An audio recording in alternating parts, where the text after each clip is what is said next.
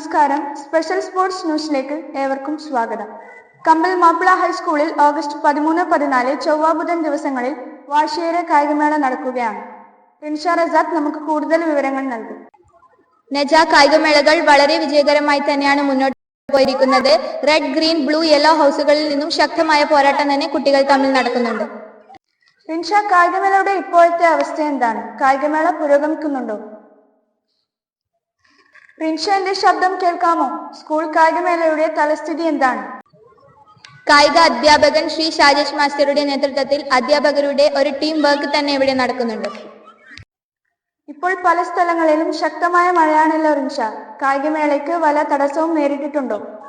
നജ, ഉച്ചയ്ക്ക് ശേഷം മഴ പെയ്തതിനാൽ തടസ്സപ്പെട്ട സമയമൊഴികെ ബാക്കിയുള്ള മത്സരങ്ങൾ വളരെ മനോഹരമായി തന്നെ കൊണ്ടുപോയിരുന്നു. ഇതിനു മുന്നിലും പിന്നിലും പ്രവർത്തിക്കുന്ന അധ്യാപകരോട് നമുക്ക് ചോദിക്കാം. ഇപ്പോൾ ഏത് ഹൗസാണ് മുന്നിട്ട് നിൽക്കുന്നത്?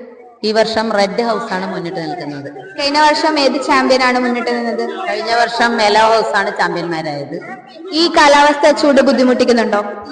ഇപ്പോൾ കാലാവസ്ഥ വളരെ ചൂടുള്ളതാണ്, നമുക്ക് എല്ലാവർക്കും അറിയാം. അതിനേക്കാൾ ചൂടേറിയ വാശിയേറിയ പോരാട്ടമാണ് കുട്ടികൾ ഇവിടെ നടത്തുന്നത്. അതുകൊണ്ട് തന്നെ ഈ ഒരു കാലാവസ്ഥയേക്കാൾ നമുക്ക് വളരെ ആവേശകരമായ ഒരു മത്സരം ഉള്ളതുകൊണ്ട് ആർക്കും വലിയ ക്ഷീണമൊന്നും അനുഭവപ്പെടുന്നില്ല. സ്കൂൾ ഗ്രൗണ്ട് ക്യാമറാമാൻ റോഷനൊപ്പം റിൻഷ റസാഖ്. Thank you Rinsha.